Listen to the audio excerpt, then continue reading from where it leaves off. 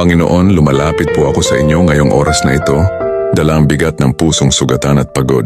Kayo po ang nakakakita ng mga luha na hindi nakikita ng iba at nakakaramdam ng sakit na hindi namin kayang sabihin. Lord, sa mga panahong hindi namin maintindihan ang mga nangyayari, turuan mo kaming magtiwala sa plano mo.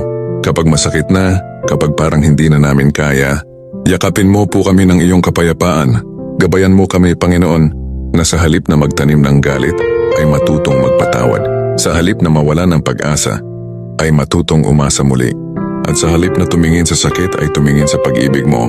Tulungan mo kaming makita na may dahilan sa bawat luha at may bagong simula sa likod ng bawat pagtatapos. Bigyan mo kami ng lakas na bumangon at ng puso na marunong maghintay sa tamang panahon. Lord, salamat po dahil kahit kami ay nasasaktan, alam naming hindi mo kami pinapabayaan. Sa bawat hakbang namin, ikaw ang ilaw na gumagabay. Manatili ka sa aming puso at ipaalala mo lagi na sa iyo may kapayapaan, may pag-asa at may bagong simula.